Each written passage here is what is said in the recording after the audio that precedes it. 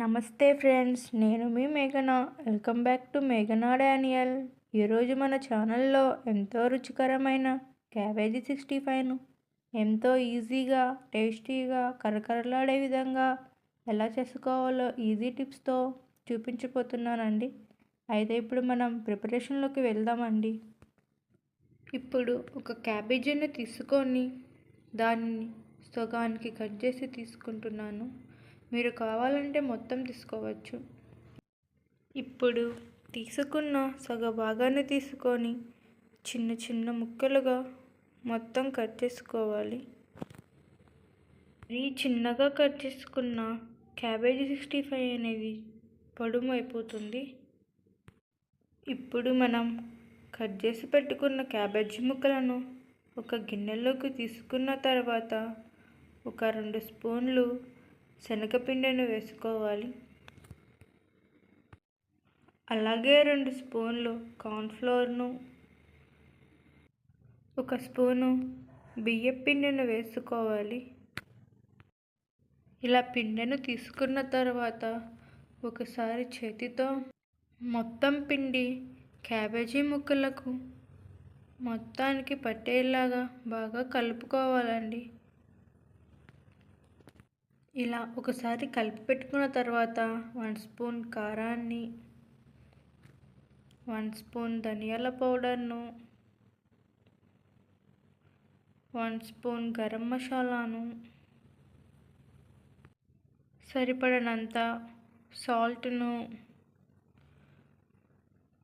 1 spoon అల్లం వెల్లుల్లి పేస్టును, అలాగే 1/2 స్పూన్ పసుపును వేసుకోవాలి. ఇలా వేసుకున్న తర్వాత మొత్తాన్ని చేతితో బాగా కలుపుకోవాలి. చూసారు కదండి, ఇలా కలుపుకోవాలి. ఒకవేళ మీకు కలర్గా ఉండాలంటే రెడ్ ఫుడ్ కలర్ను యాడ్ చేసుకోవచ్చండి. కొంచెం ఆ కారం ఎర్రగానే ఉంటుంది కాబట్టి నాకు అవసరం లేదనిపించిందండి. చూసారు కదండి, ఇలా గట్టిగా కలుపుకోవాలి. ఇలా గట్టిగా కలుపుకోవడం వల్ల మనం వాటర్ పోసుకునే అవసరం ఉండదండి. మనం పకోడీ చేసేటప్పుడు ఎలా అయితే కలుపుకుంటామో అలాగే దీనిని కూడా కలుపుకుంటే సరిపోతుందండి. ఒకవేళ మీకు పొడిగా అనిపిస్తే 1 స్పూన్ వాటర్ యాడ్ చేస్తే సరిపోతుందండి. ఒకవేళ ఎక్కువ యాడ్ చేసినా నీళ్ళు అనేవి ఎక్కువ ఉండటం వల్ల నూనె అనేది ఎక్కువ పీల్చేస్తుంది. చూసారు కదా, ఇలా ఉంటే సరిపోతుందండి. ఇలా కలిపెట్టుకున్న దాన్ని వెంటనే ఫ్రై చేసుకోవాలి, లేదంటే నీళ్ళు ఊరిపోతాయి. ఒక ప్యాన్ తీసుకొని అందులో ఆయిల్ పోసుకొని హీట్ అయిన తర్వాత మనం ముందుగానే కలిపి పెట్టుకున్న పకోడీని కొంచెం కొంచెంగా ఆయిల్లో వేసుకోవాలి. చూసారు కదండి, ఇలా వేసుకోవాలి. వేసుకున్న పకోడీని వెంబటిని గరిటెతో తిప్పకుండా కాసేపు ఆగిన తర్వాత తిప్పితే పకోడీ అనేది బాగా టైట్గా అవుతుంది. ఒకవేళ వెంపటినే తిప్పారనుకోండి మొత్తం పొడుం అయిపోతుంది. ఇప్పుడు పకోడీ అనేది కొంచెం కలర్ మారింది కదండి, ఇప్పుడు వేరే సైడ్ తిప్పుకోవాలి. తిప్పుకొని కాసేపు బాగా వేగనివ్వాలి. ఈలోపు ఒక గిన్నెలో ఒక టిష్యూ పేపర్ తీసుకొని పక్కన ఉంచుకోవాలి. చూసారు కదండి, వేగిపోయింది. ఇలా ఉంటే సరిపోతుంది.